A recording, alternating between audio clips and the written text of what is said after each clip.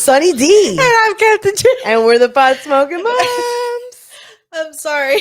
I know we're adapting to the new studio, and so you never know. We may need emergency surgery You in the guys are going to be studio. able to hear us back. We have to be quiet backstage. I know, now, which apparently. is impossible, which is absolutely impossible. Which I'm smoking, by the way. Welcome to the show. I already started smoking. Damn. If you don't, hey, you can gather your supplies. I might have to turn mine back on. But hey, if you're here, we're so happy you're here. We hope you like us. If you do, please rate, review, subscribe, share our podcast. And now we can sesh. Smoke sesh. All right. So we both decided on Jay's today. Yeah. So I didn't twist it. I stuffed it. Khalifa Mints by Khalifa Kush. Khalifa. I saw they had my super lemon haze. You okay there? Yeah, I'm fine. They had two strains that I miss and I love, and every time I see they are carried, I get them. Super lemon haze, which is a sativa, one of my favorites. And I got 9 Pound Hammer, which is also one of the better indicas. And one of the first strains that we bought when we first got our cards. Right. So cheers. Cheers. Do you have a lighter? Yeah, I have one. I was using yours, but I do have my own. If you got them, light them up. Join us as we sesh and get ready for the show. So I am so like all I'm thinking is we're leaving in just a few days. We're leaving in just a few days. By the time this airs, our trip will be over. I know. But we leave in just a few days for Colorado. Yeah, it's going to be exciting. And the temperatures are showing a lot colder than they originally showed. Originally, they showed that they were going to be in like the low 60s. Word. And now it's like low 50s. Oh. Yeah. Miami people, we do not do well with cold temperatures. I mean, look, our winters are really short. I enjoy them because they're not that cold. And I can go somewhere and enjoy cold weather. I mean, it's really nice to like put makeup on and do your hair and then go out and to outside and then not totally destroy all of that, So that's nice. That's a nice perk about that for those of you who live in the cooler temperatures. Down here, your hair's always a fucking mess and you're always sweating all your makeup off. Facts. So that's cool. I've been at this place with work lately where it's just like, yo, you do the work and you go home, I feel like now I know I'm like totally taking into a drift into our catching up segment, but yeah, lately I've just been like, I'm here to fucking trade my time for money and that's it. Like, I don't really want to get invested or too into it. I just want to make my money and go. I seen too many like TikToks where it's like, sometimes you dedicate your time to a job and whenever they're like ready to dump you on the street, they will. So, I'm not catching no feelings. Yeah. You know what I'm saying? But that's where I've been at lately with work and stuff. Like, I'm here to do the service and get on with myself. Do the bare minimum. You're right. I get that. I totally get that. Like, but like sometimes when you're a manager, unfortunately, and especially when you're a manager that has a direct line to like the owners, when they reach out to you, that's hard. And that's you hard have to answer, and could be at ridiculous times sometimes. Yeah, that fucking sucks. Having to be that, ingrained in the fabric of your job. Especially like your department is like really awkward too because you're supposed to be, there for the business, but you also have to document and got to keep track of everybody, and that's a whole mission. Yeah, awkward. No thanks. Yeah, if I could get out, it'd be nice. So share this podcast so that we could do more of this. We could do more of this for you. If we could do more of this for you, check out our website, potsmokingmoms.com. But I definitely want to give a special shout out to our patrons. We really couldn't do this without you guys. This podcast is really brought to you guys by them. So thank you so much for contributing and being a part of our community. We love you guys. We love our patrons. We're gonna make a little song. We should do a song for them. Hey, if you cannot commit to becoming a patron, I understand. I got commitment issues. Look, but if you rate our show, review it, drop some comments, share, that also helps us, and we also very much appreciate it. Yeah, especially our social media posts. That really helps us when you guys interact with our post, and especially when it's a sponsored one. Yeah, sponsored because then we post. can get more people working with us that will help us to continue more. Yeah, making doing good content making for more you guys. content for you guys, and putting together events and stuff like that. Yeah, we definitely want to do some events again soon. Yeah, so let's do it. Support the pot smoking moms. So anything else for you on updates? No, right? Not really. I'm looking for a good, decent pair of shoes, sneakers. Yeah, I don't know. We're gonna be doing a lot of walking. Yeah, and as an older person now that lives at sea level, we're gonna be at high elevation. My feet. I'm gonna have to start paying more attention to my feet. I'm having issues, like my heel. Good shoes are important. Good shoes are important. It's like the good bed. If any of you have a suggestion on a shoe, Meredith and Lauren, they were talking about On Cloud. Oh, that my niece works for that company, so that's that's the direction I've been going in. Yeah, they said that those are the best. Yeah. I tried some on last week, and let me tell you, they were so far. Those were like amazing. They're pricey, but it's worth it when you're going to be walking a lot and your feet and your support. It's really important. Yes, it's important. And then maybe if you bought them, you'll be encouraged to go walking more. You'll be like, I have these nice shoes. Well, the ones that I tried on, the ones that are like they're runners. Mm-hmm. There's this amazing mechanism that the shoe is like made into this kind of way where like it pushes your step. Okay. It's like crazy, but like it's really cool. Interesting. So maybe it'll push me out to step out more often. I also hate how crowded the tips of your sneakers make your toes. My toes always feel like, get me out of here. You need to get the wide shoes. Yeah. The wide for like sizing. Wide sizing. I don't think that's what it's called, wide. Well, yeah, I don't really have anything going on except for preparing for this. So I think we're ready for our next did we put we have screen time. That's after News Nugs. I got you. News Nugs.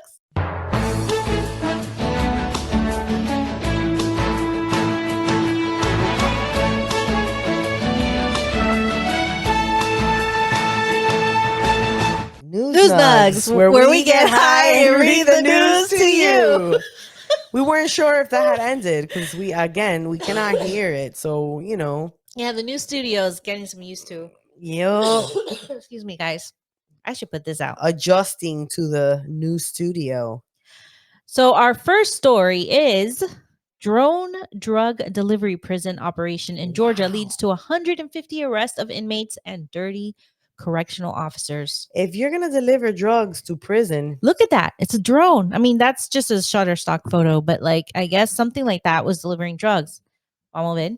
So Georgia Governor Brian P. Kemp announced that a drone That's a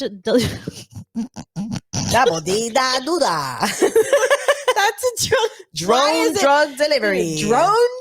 That's a good tongue twister. Drone drug delivery operation serving prison inmates was shut down. Prison walls do little when drones can easily deliver drugs and other contraband to prisoners, and the tactic appears at prisons all across the country.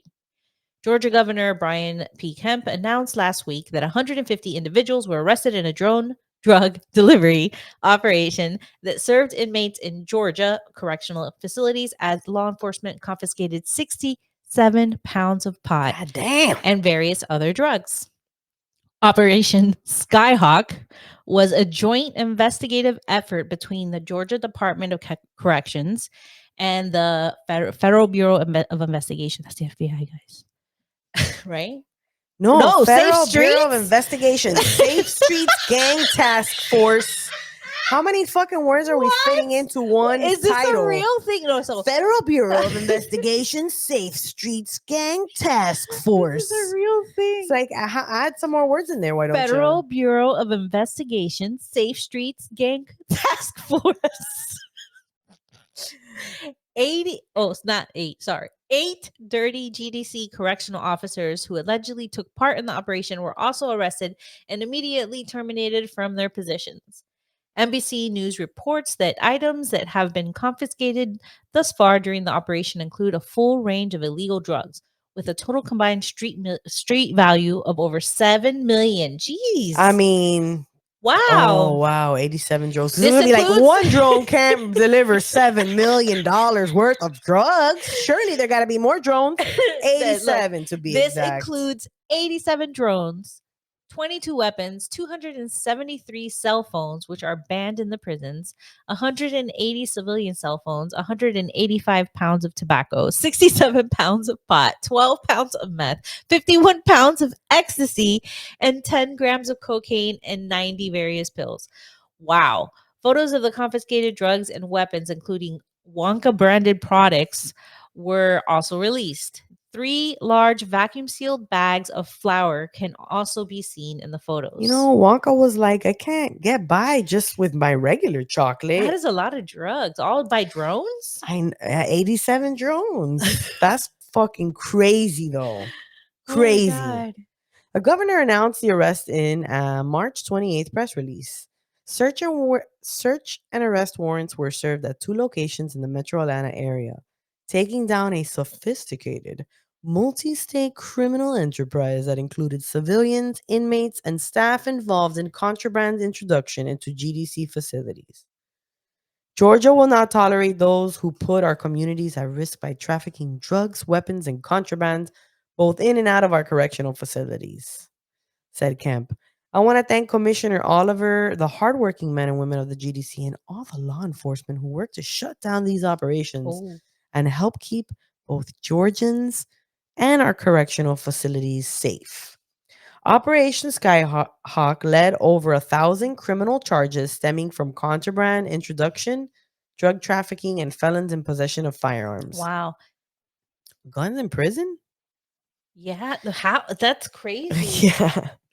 The governor also announced that many of the individuals arrested will also be facing Racketeer Influenced and Corrupt Organizations Act RICO charges and participation in criminal gang activity in multiple venues across the state, resulting in what may be the largest gang RICO investigation in the state's history.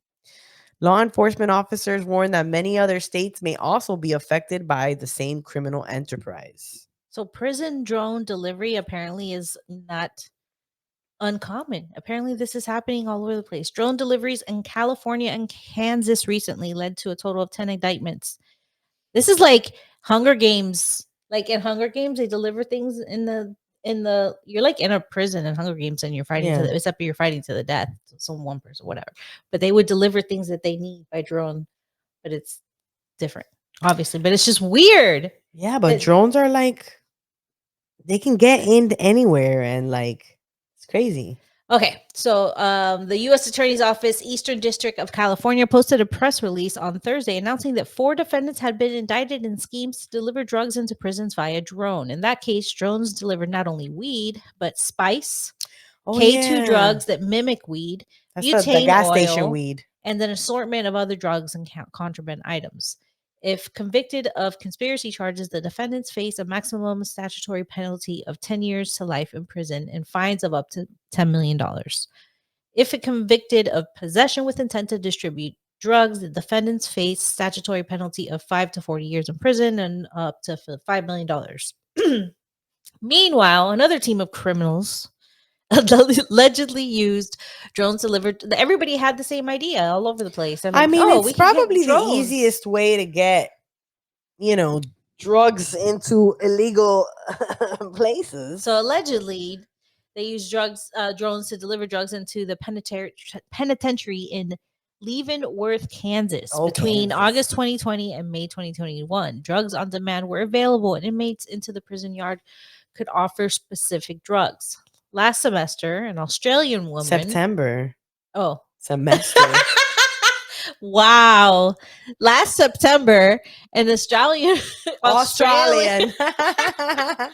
like Australian woman and two accomplices pleaded guilty in court to using a drone in an attempt to traffic multiple different drugs and a USB stick filled with pornography into a Queensland, Australia prison yard. I Oh, guess he wow. has some way to watch it. Yeah, Like was he going to plug it into one of the laptops at the I guess library? they got him a laptop in another Oh, time. boy. In that case, 27-year-old Cheyenne Aniki Petrazine, I don't know, was on parole when a drone containing what is Huh? that? Buprenorphine, buprenorphine Buprenorphine. strips, methamphetamine, and a USB thumb drive containing pornography was found in an exercise yard where it crash landed. Oh man, prison staff said they found a drone on the ground near a baggie containing 79 strips of that buprenorphine, which is a drug used to treat opioid dependence. Oh, 0.94 grams of meth and the USB drive containing an undisclosed amount of pornographic material. Law enforcement is also using drones to spot cannabis operations, Oh shit. particularly in California. Mm. A pilot program involving the use of drones to spot illegal cannabis grow operations took place in 2021 in Nevada County, California. In many areas in California, growers have the challenge of competing with illicit operations amid an epic oversupply problem, driving some operators into the black market. Also in 2021, a House of Appropriations committee backed federal efforts to track down illicit grow operations on public lands in California. If issues around cybersecurity and domestic production can be resolved so that drones can be fully trusted, it could become a reality in more areas. So like back in the day, they used to have to be worried about choppers, like trying to find stuff. Right. Now they can be Mm, more discreet with drones, and you can't like exactly. you won't notice a drone maybe passing by unless you're really looking. Yeah. Damn. And they get into like, I mean, they fly up so high in the air. That's Yeah. why now they're also using them to like crack down on illegal grows. Yeah. It's crazy. Which we're gonna see a little bit in one of these next stories. So this is pretty crazy. This story, an American senior. When I first read senior, I'm like, Senior. I felt like a Like high senior in school college or or high something? Yeah. school, but they mean like an older person. Uh American senior arrested in Colombia for cannabis tours. Cannabis Jimmy, Jippy. huh. His Cannabis name's Jimmy, Jippy. bro. It's like a I'm saying cartoon. cannabis Jimmy. It's like Better Call Saul, because his name's Jimmy. They call him Jimmy. Uh huh. So I don't know. It's just funny. Okay. It's cannabis Jimmy distributed flyers advertising cannabis farm tours in Colombia. A 73 year Hey, it's old more like cannabis Yimi. Yimmy. No, I think he's American. Oh. Oh, American, yeah. In A Colombia. 73-year-old American man was arrested in Colombia this week for leading cannabis tours in his home. Old. Per CBS News, citing Colombian law enforcement, the unidentified man advertised on social media and a website for foreigners to visit his house in Sabanita, a town south of the city of Medellin in the northwestern part of the country. Wow, he's just like, "Yo, come to my crib. I got weed tours for you here." Yeah. CBS said that the man distributed flyers advertising cannabis farm tours given by Cannabis Jimmy. The material said free samples would Oh, be man. distributed That during sounds the tours. It lovely. does sound lovely. Approximately 2 to 8 people were on each tour, and Nice. reservations were required. The tours lasted 2 to 3 hours, during which the man taught visitors the process of planting, caring for, harvesting, and maintaining this plant, What police said. an This is angel. amazing. And they arrest him for this? Jimmy. He also sold tour takers marijuana for $20 a gram, the outlet reported. Nice. Well, that's expensive. That's like 90s prices for like the good weed. I remember paying Yeah, $20 a that's gram back pretty then. expensive. Jimmy's Yeah, bro. got a That's racket going on there. $20 a gram? Damn, dog. Police said Jimmy. they confiscated 1,380 grams of marijuana during the That arrest. doesn't sound like a lot. They did. In grams? Why are we I calling mean, yeah. I mean, I guess he didn't have that much, and they're trying to make it seem like a lot. it? It is a lot. It's still like a few like it's a number of pounds, but it's not a little. Well, it's Because enough to get him in jail. how many pounds is that? I don't know. That's Can we why. What is have the that? math done behind the scenes? How Math. many Go, pounds is God. 1,380 I know, freaking right? Was it like grams? not enough pounds to where they're like, well, we got to make it sound like a lot, guys. Put it in grams. Because, I mean, $20 a gram? That's That's highway what I'm saying. He robbery. had a small farm. He must have not had a Shit. big farm, right? Right. He was charging like $60 to $7, $70 an eighth. Get out of here. So they found this and they did not identify the man, only saying he is an American. Jimmy! Cannabis Jimmy is all they're willing to say. Jimmy! Medical cannabis and industrial hemp are both illegal in Colombia, but the country continues to impose a ban on recreational marijuana. But as CBS notes, the country has long struggled to control the trafficking, manufacturing, and or possession of narcotics within its borders. Last year, the Colombian Navy intercepted a shipwrecked boat carrying 33 kilograms of cocaine and 744 kilograms of marijuana, the network said. The South American nation is the world's largest exporter of cocaine. Almost 90% of the cocaine sold in the United States each year arrives from Colombia. I think that's only 3 pounds of weed. It's only That's why I was like, wow, that's not a lot of weed. 3 whole pounds. okay. I mean, But it's a lot for one person to smoke, but yeah. not for one It's a guy lot for named one. Cannabis Jimmy and a farm No, to get but caught okay. with 3 pounds. I'm wondering if it was just like, does that include the plants that they found? You know what I mean? Like it's just like the I weed that know. was there that Yeah. was like Not a good description of what kind of. that's ridiculous. Okay, so yeah, back to all the cocaine comes from Colombia, 90%. Yeah, a fact that we never doubted. Well, yeah, that's been We've like never debated for that. always, right? Yeah, for always. Lawmakers in Colombia considered a proposal last year to legalize adult use marijuana in commercial sales. But in December, members of the Colombian Senate rejected the proposed legislation aimed to legalize adult use cannabis in the country, according to Forbes. The proposed legislation faced a setback in the Senate on December 19th during 12th. December the 12th. See? During But the it doesn't plenary matter. session in the attempt to regulate the adult use and commercialization of cannabis. During the plenary session, a proposal to archive the bill submitted by Senator Karina Espinosa from the Liberal Party right before the formal debate received 45 positive for the formal debate began, received 45 positive votes, Forbes reported at the time. Following the vote, Senator Maria Jose Pizarro, also who spearheaded the project, spoke before the plenary session. She vehemently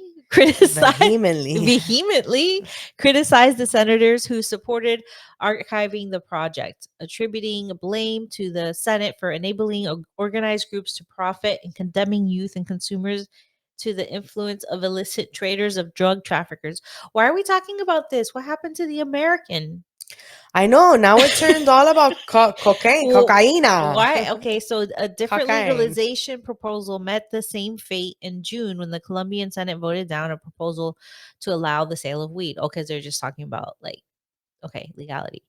So Colombian President Gustavo Petro, Oh, this is funny. who was elected in 2022, has spoken in favor of legalizing and commercializing marijuana in the country. I like this next part. In October, Petro recounted a visit to New York City where he smelled marijuana burning wherever he went. This is true. Yeah. You guys know how to Because I party was over one of there. those people when I was in New York. Contributing. I was contributing to the smell of the weed everywhere we went. Marijuana is sold today in Times Square, Petro said, as quoted by Marijuana Moment. It smelled on all the streets, all the way around the corner, and they sold it like any other product. I suppose they charge taxes and that New York City or the state of New York lives partially from them. Yeah, read up, Petro. What's up? Petro, Colombia's first leftist president, went on to criticize the United States for its role in the drug war. That's where the war on drugs began, Petro said, according to Marijuana Moment. How many people have been imprisoned? How many people have died because undoubtedly illegality brought violence? As one of the world's leading producers of the coca bush, Colombia has long been associated with cocaine trafficking. Yeah. According to the United Nations Office of Drugs and Crime, an estimated 63,660 of the country's households were involved in the cultivation of that illicit crop. This has led the government and the international community to design an innovative program that also addresses security issues. In 2012, the area under coca crop cultivation in Colombia fell by a quarter to 48,000 hectares, down from 64,000 hectares in 2011, the UN said. Experience has grown that it is not enough to eradicate illicit drug crops to bring about a lasting solution to the problem. This is why UNODC supports the government's efforts to assist farmers who give up cultivating coca bush through alternative development initiatives such as the Forest Warden Families Program and the Productive Projects Program. They should just let them grow weed instead, right? Yeah, Yeah, like if you don't want them growing coca, like just be like, okay, weed's legal, grow weed. We need weed. right. Smell this instead of that. These initiatives ensure that former coca bush farmers have legal and adequate incomes. These rural activities are integrated into broader socioeconomic development strategies and benefit rural, indigenous, and Afro Colombian populations. This article really took a turn. Like it was all Yeah. about this guy. Yeah, The what guy, happened to like Jimmy? that was a whole other story. I feel like they're just Yeah, talking about.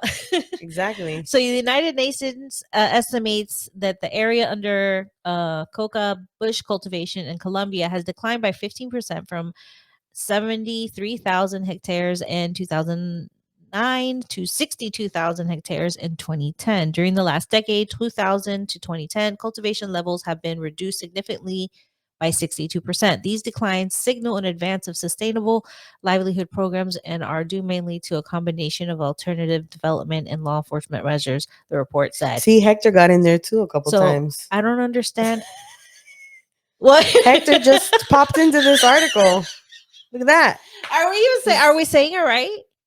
Hectare. Yeah, Yeah, Hectare. hectares.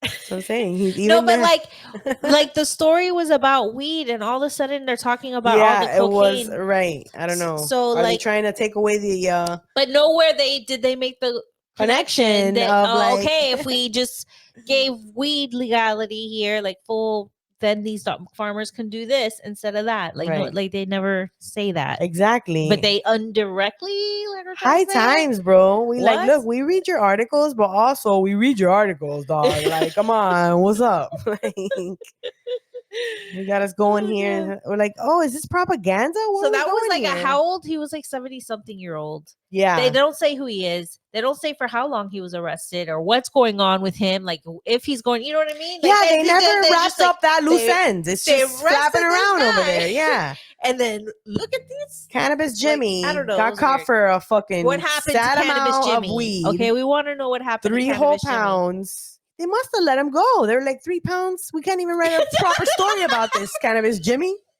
We gotta fucking inflate the numbers. 3 pounds, 1,300 grams. Put it in grams. 380. Shit. Put it in milligrams.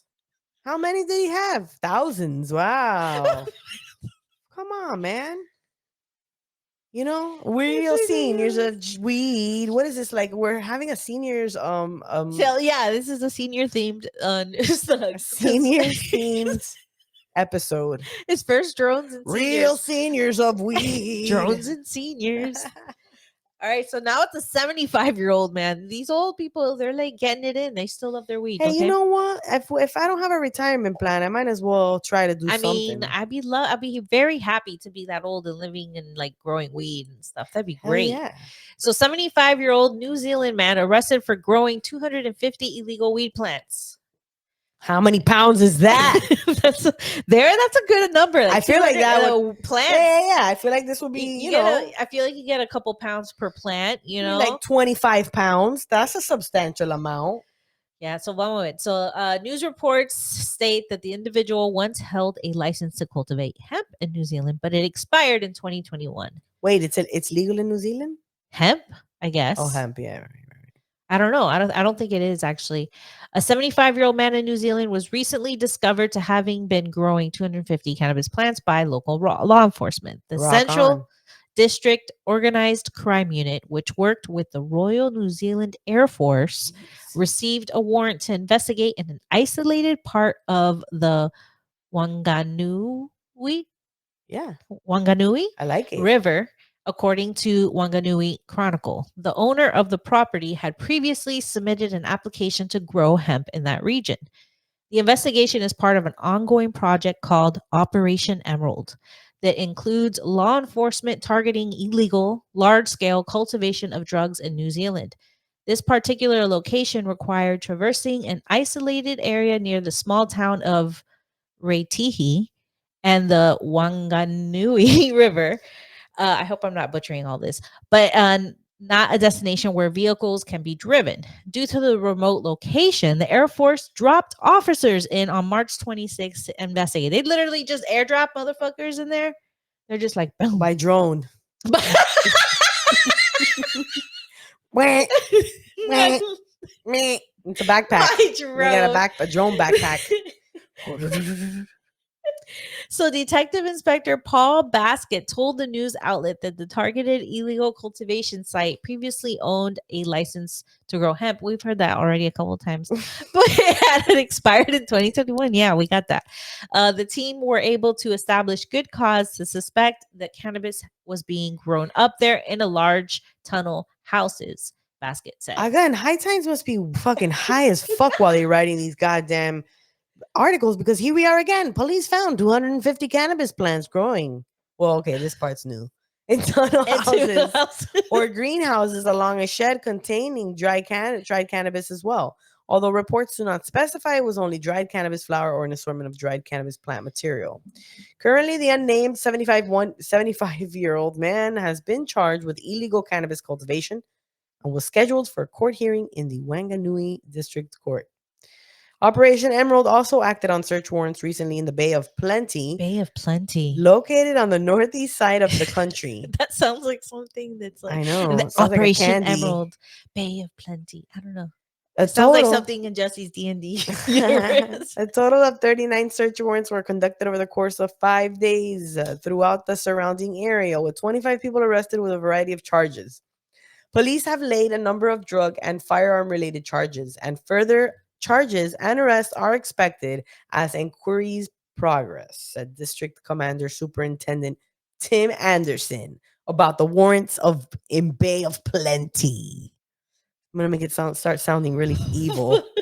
Police assisted by the That armed plenty of offenders. weed. Oh boy. Police assisted by the armed offenders squad in some cases seized more than 80 grams of methamphetamine, $7,610, and recovered 2 stolen vehicles and a stolen motorbike. Wow.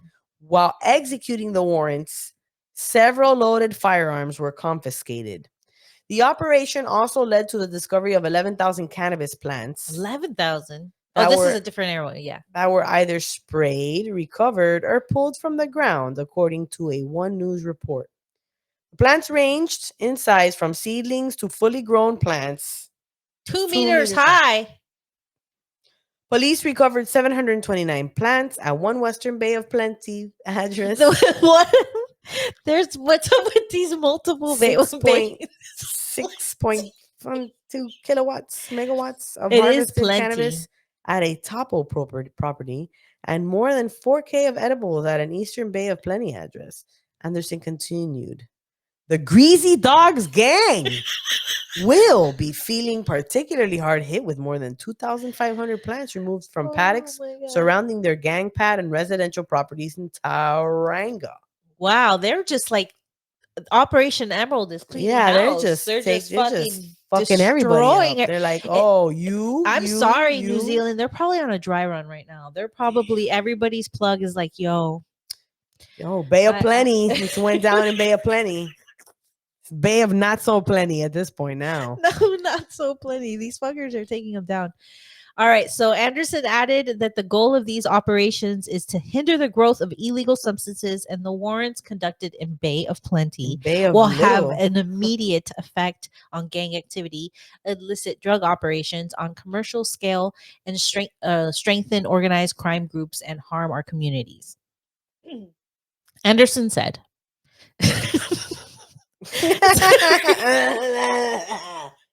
Anderson said. The purpose of Operation Emerald isn't to target recreational drug users. It's to hit gangs and criminal entities whose parasitic offending feeds of our communities. Oh, we're thrilled to hit. Why don't they just make weed legal? Maybe I don't know. We're thrilled to have hit their. I'm having trouble reading these sentences. We're thrilled to have hit their criminal networks, and it's pleasing to have results that have interrupted their offending. His sentences are just weird Your to me. sentence structure is trash. The large scale production of illicit drugs is a high risk activity, and criminals arm themselves as protection.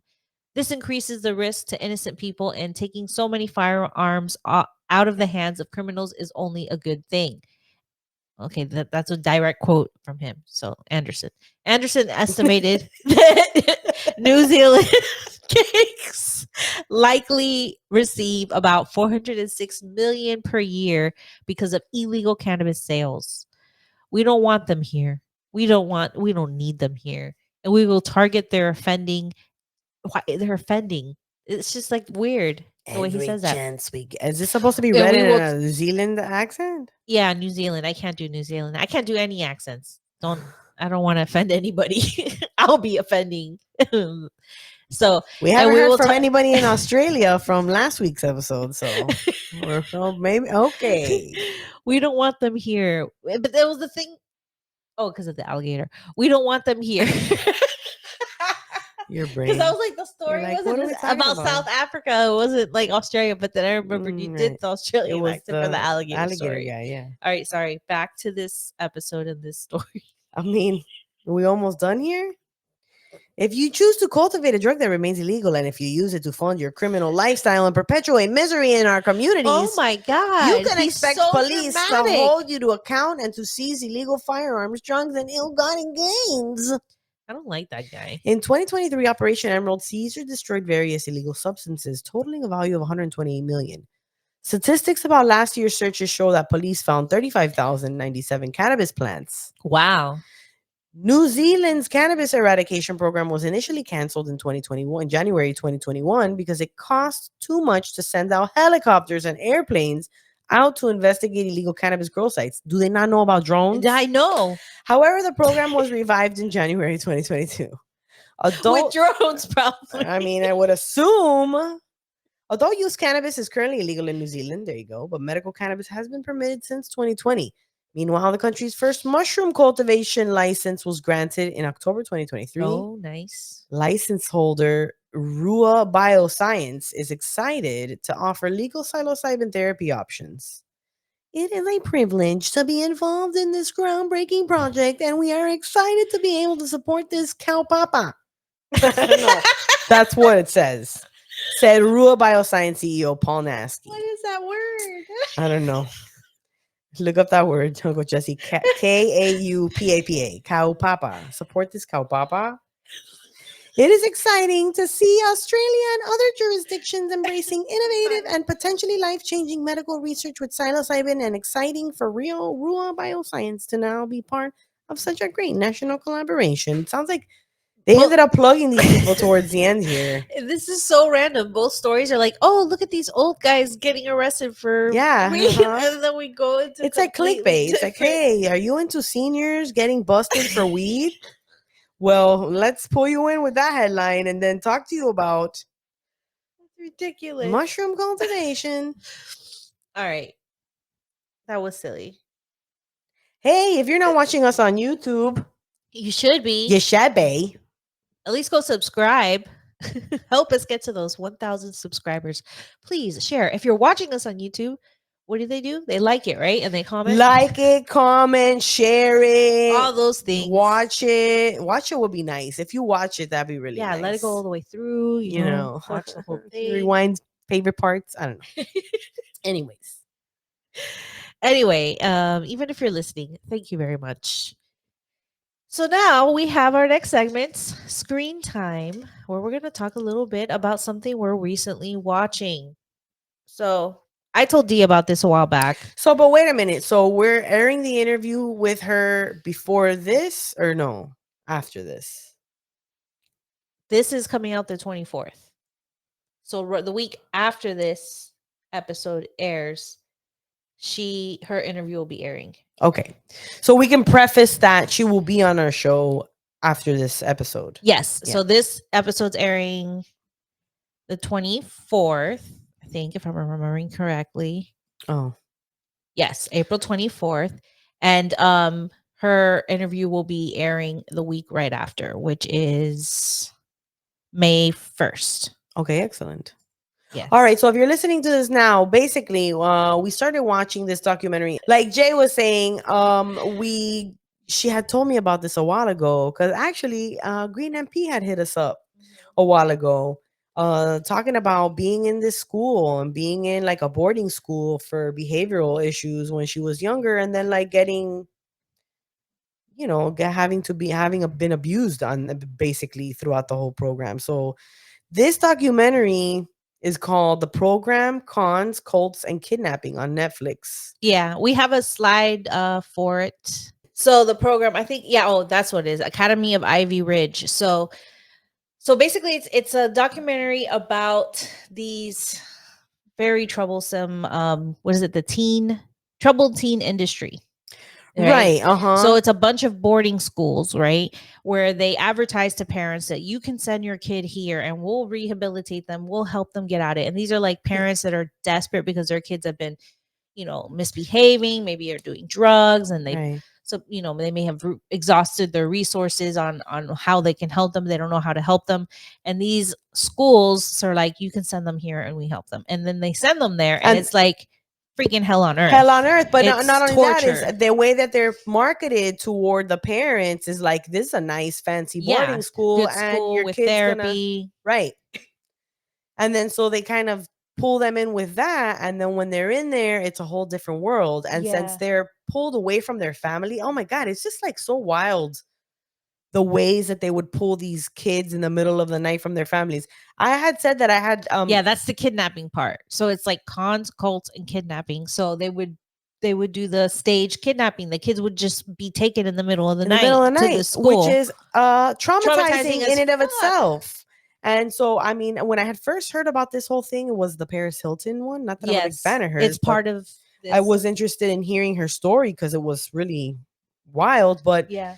yeah, pulling kids out of their rooms in the middle of the night. And like that shit's crazy. And then some of them know, some of them have stories of them being driven to there. And then as soon as they get in, they're just like locked in. They Yeah, can't they get out. basically said that as soon as they walked past those doors, they never got out again. Like they're never allowed to go outside again until, like, if they're sometimes given a chance to visit home or something like that, but they never Yeah. leave. It's bananas. So like it's a very abusive school, And psychologically too, because psychologically torturing. Like they don't. yeah, You're not allowed to speak. You're not allowed to look at each you're other. not allowed to You're look at not each allowed to other. literally move without permission. You have to like raise your hand for permission to be able to look at something or like do something or anything. You have to have permission for every little thing you do. And They then couldn't every even time look outside the fucking window. and then every time you would do something you weren't supposed to, they extend your time there. They dock you points. Like it was like some kind of a point system, and you had to like get to a certain level to move up to the next level and the next level. So like anytime you misbehaved or you broke one of the rules, which is you could be just turning your head because you heard Yeah. something, you know, that's points away. It's just like psychological torture and physical abuse as well. It's insane that these poor kids, and then there's so many kids that have gone through it because there's schools all over the United States, Right. all over the world that all fall under this umbrella of WASP is the name of the like the main organization that all these schools are under. Right. It's crazy. Yeah, it's really crazy, And it's still happening today. and it's really crazy that like the school is abandoned. Yeah. And you and these people, that were the documentarians, so the girl who does the documentary is went there. Hmm. And it's so interesting because she gave me like theater kid vibes, where like, She is like a theater kid. right. And I don't know, it was really, oh, I felt so awful for them, because they really, really, they break down. I mean, how could you not, when you got to go You're back to this back. place? But what's crazy is that they're there, but they can like now they have the freedom Right. to do as the things they could never do while they were there. Right. And like they wear their old uniforms. They Right. find the old uniforms and they put them all on. I'm like, oh my god, that's so crazy that they're Yeah, doing so it. But it must have crazy. been very like therapeutic, like Right. Uh-huh. you Like know, facing all of this in a yeah, different way and being able yeah, to walk away from it and exposing it. and getting proof on it Right. because a lot of people didn't believe them. Like, and they this school they just abandoned everything there and they Well, that left is everything, which wild. is That's, crazy to me. yeah, that's All the insane. files that they had on the kids, all the recorded footage and the surveillances that they had in the school. Yeah. So they have like a lot of evidence that they put into this documentary. And some of it's even hard to watch that you're like, oh my God. Yeah. It's, and just like hearing these people, and then how they mended the other schools, brought them together, and just the traumatic backstories to some of these kids, like having to have that kind of background and then getting thrown into this even more fucked up place, like that's horrifying. Yeah. So our homie, the Green MP, that actually one of our friends that we first met when we first started doing Yeah, this we know. podcast. We met her when we first started, like right before Yeah. we first started the podcast. And we She's been found on the show before she disclosed to us that she attended Casa by the Sea, which is one of these schools, in when she Mexico. It was was in 16 Mexico. years old. And yeah, it's in Mexico, Ensenada, Mexico. And they even mentioned the school in this documentary about Ivy Ridge. And when they closed it down, then the they students had to be they put shut in the down same. that school by the federales, the police there in Uh-huh. Mexico shut it down, so all the students had to be sent to other schools. So they got a few students from that school, but she was there, and Yeah, she that's really. I pretty mean, she gave yeah. us the full So tune details. into that interview next week on Wednesday. Very interesting. I got really emotional, and I was trying Yeah, to it is like a very hide it emotional undercover, subject. but like, yeah, especially because like, imagine how vulnerable these parents are, thinking like, oh my god, there's, what can I do, I want to help my child, thinking this is a way to help their Mhm. child, and then this just fucking everything up even worse, because it was awful. These stories are like awful, the It's treatment got to be so conditions. traumatizing for the parents to learn that they ended up sending their kids somewhere that's going to fuck them up even more, like traumatize them even more than whatever reason why they're acting out currently, you know. Right. And if you didn't have a really bad kid at that time, you're going to get one now because you just fucking traumatized this kid like Yeah. severely. A lot of these, some of them were, trigger warning. There's SA sometimes. There's definitely physical abuse, mental, emotional abuse.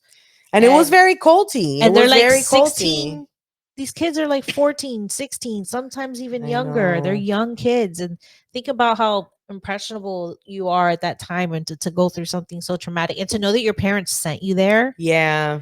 It's And like then the way that they did it was like they made the kids feel like the parents like just didn't even look they're back, like, and oh, they just don't like want they don't you. want you, you know? Yeah, it's so horrible. Yeah. Anyways, It's depressing as fuck, it but is, but it's good it's to be having top. these conversations Exactly. and exposing it, because this isn't a problem that's in the past. It is still going on today. There's still these schools opening up all over the place. Just recently, Paris Hilton was speaking in Jamaica because a school in Jamaica got shut down after a kid died there. There have been kids that have died in these programs. Wow, yeah. So it's like really bad Really bad. and And traumatizing hundreds and if thousands of kids. yeah, and as as parents, it is our, you know, we have to protect our children, Mhm. and we have to understand that these things happen, and we have to know, and we have to be aware about these things to not have our children be put in the same situation. Exactly. Check it out, the program on Netflix. Let us know. And then tune into the interview the following week. Yeah, it's very I mean, So I'm telling you, I got all emotional. It was it really was, yeah. I kind of called you out on that. yeah, I I was like, know. I you're was like, I I'm see trying you're to hide crying. it. But yeah, it was really it's an interesting interview. So definitely check it out. Definitely check out this documentary. All right. I think it's time for I Love You, Miami. I love you, Miami!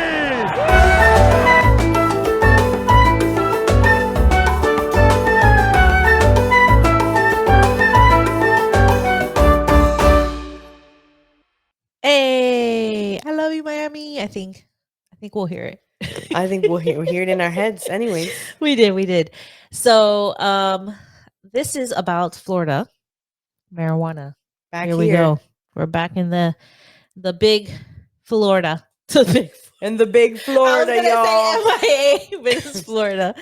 So, anyways, these marijuana companies are funding Florida's legalization ballot campaign. New records show.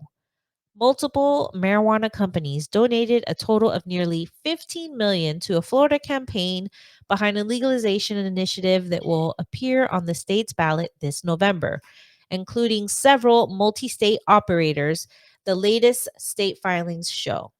The Florida Division of Elections released the campaign finance activity report from the first quarter of the year on Thursday, showing 14.875 million in a new contributions from a range of businesses ahead of the state Supreme Court ruling that officially cleared the cannabis measure for the ballot.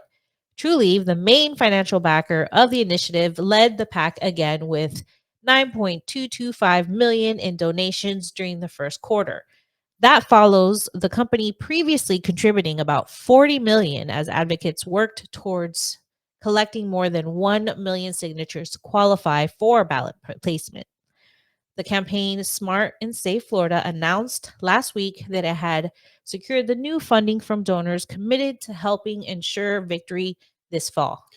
All right, so here a breakdown of who donated to support the legalization measure in the first quarter of 2024. So we got True Leave with 9.225 million, Verano Holdings with 2.25 million, which is like Fluent, Curaleaf 2 million, AYR Wellness 500,000, Green Thumb Industries 500,000, Cresco Labs 400,000. Cresco Labs being cannabis um I don't remember. and Sunnyside. Oh, Cresco Labs, yes. Yeah. Well, that's like I thought it was a brand that they had in those No, stores. Cresco is the main California, I think from California, Yeah. and then And is they it bought AYR? Is it Air? Air, I guess. I keep calling them AYR Because Air. if it was AYR, they would all be capital, right? Yeah, right. Yeah. I guess it's Air. It is Air So all Wellness. these people put in this is silly. This read this line. Two other individuals also contributed $21.10 and $1.53 in the most recent quarter. Huh? I don't know. That's so Yeah, random. weird. In Florida, voters approve a marijuana legalization initiative on the ballot that could actually improve quality of life for residents, in the contrast with the governor's recent comments to the contrary. The CEO of True Leaf said this week. The sky has not fallen with Florida's implementation of medical cannabis legalization under an earlier initiative. And folks see that choice as a good thing, True Leaf CEO Kim Rivers said during an interview on the Dale's Report Trade to Black podcast on Monday. Will Floridians ultimately pass the measure with at least 60% of the vote as is required for constitutional amendments in the state? Rivers says, hell yeah. Okay. The comments also about, I think it will pass too. Yeah, I think it will pass too. The comments about quality of life implications of cannabis legalization follow Florida Governor Ron DeSantis' prediction that voters will reject the marijuana initiative this November. He called the proposal radical and argued that it will reduce the quality of life in the state. We voted for medical, bro. What do you makes you think that they're DeSantis, not I know. DeSantis, for his part, said last week that enactment of the reform would mean this state will start to smell like marijuana in our cities and towns, good? which seems to be a particular concern for the governor, who has previously complained about the smell of cannabis in other jurisdictions. It will reduce the quality of life, he said, adding that Florida already has medical cannabis program that his administration implemented following voter approval of the reform in 2016. Do we really need to do more than that? He asked.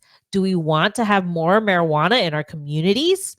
I don't think it'll work out well, but it is very, very broad amendment. Okay.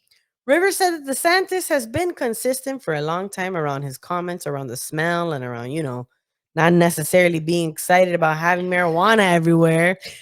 I think there's some additional education that needs to happen there, which we've been working on. As drafted, Do the you mean measure is pockets? Cannabis Jimmy. No, What'd you say? nothing. As drafted, the measure, if Oh, approved, would change the state constitution to allow existing medical cannabis companies in the state, like Trulieve, to begin selling marijuana to all adults over 21. It contains a provision that would allow but not require lawmakers to take steps towards the approval of additional businesses. Home cultivation by consumers would not be allowed under the proposal as drafted. mm-hmm. Adults 21 and older would be able to purchase and possess up to 3 ounces of cannabis, only 5 grams of which could be marijuana concentrate products. The 3-page measure also omits equity provisions favored by advocates, such as Mm-hmm. expungements or other relief for people with prior cannabis convictions. Shame. Separately, economic analysts from the Florida legislature and the governor's office estimate that the marijuana legalization initiative would generate between 195.6 million and 431.3 million in Wow. new sales tax revenue annually if voters enact it. And those figures could increase considerably if lawmakers opted to impose an additional excise tax on cannabis transactions that's similar to the ones in place in other legalized No, don't states. put too many taxes on it. Come on, guys. Come on. Don't do that. But that is a lot of money coming in that I hope they would put into really fixing up Florida's infrastructure and put it back into maybe education or like, maybe they should be going into social equity programs, and expungements and stuff like that, but I don't know. I don't know why we can't do that. So here's what Smart and Safe Florida Marijuana Legalization Initiative would accomplish. I kind of went over it already, Yeah, but right. Yeah, adults yeah. 21 and older could purchase and possess up to 3 ounces of cannabis for personal use. The cap for marijuana concentrates would be 5 grams. I already said that. Yeah, dispensaries could acquire, cultivate, process. It's vertical integration, guys. Nothing new. It would be the same dispensaries that are currently dispensing could continue to dispense, but now, rec. The initiative specifies that nothing in the proposal prevents the legislature from enacting laws that are consistent with this amendment. It says, but okay, the legislator would be authorized but not required to approve additional entities that are not currently licensed Right, cannabis exactly. So if you're dispensaries. already a dispensary, Yeah, so it's only for existing and it's not requiring any additional licensing. The amendment further clarifies that nothing about the proposal changes federal law. Obviously, we know that. And there are no provisions for home cultivation, no expungements of prior records, or social equity. And it would take effect, this I didn't know, 6 months after. So, like within six, if we were voted in November, within 6 months after it would be in yeah, effect. It's pretty quick turnaround. right? So, It's it's coming, happening, y'all. guys. It's going It to be on the is. ballot. So, tell us Vote. your thoughts. I want to know what everybody's thinking on this. Yeah. I think boo on the no homegrown boat. I'm very disheartened that it doesn't have homegrown. Right. And that's the whole thing. Do you think they're gonna put any money into any efforts to get another? Well, not them. That's the thing. Like no one's No one has money like that, bro. no. And this is Florida. This is the only way Florida's going to do it because Mm, Florida is fucking Florida and that's why it's already a monopoly as it is medically, like with the vertical integration. It's a current monopoly. Only the biggest players can play here. yeah. There is no opportunity for the small businessman. a small little mom and pop dispensary. That does not going to exist in Florida. But it would give more access to people. Yeah, so I don't know. What are your thoughts? Tell us. All right, so Well, tune in next week. We got our special guest interview with Marena de Jesus, the Green MP, who talks about her experience at Casa by the Sea. Exactly. And at this point, we have reached the end of the show, guys. We want to say a special thank you to our patrons, Yanni, Destiny, Lord, Christy, Denise, Peaches, Meredith, Natalie, Angelina, Jenny, Catherine, Jay, Jesse, Diane, Gabby, Leslie, and Stephanie. Stephanie. Hey, you too could become a patron and have us read your names on the show. Or be here watching us do this show right now as we have a couple patrons backstage, actually. Exactly. You want to bring them in? I mean, I they don't have their know. cameras off. I don't know if they Anyway, wanna pop on in. If you can't become a patron, that's fine. Please subscribe, rate, review, subscribe. Subscribe. You guys know me and my fucking tongue twisters all the time. Subscribe, rate, review, and share our content. Check out our website, potsmokingballs.com, and we'll see you again next week. Au revoir. Bye.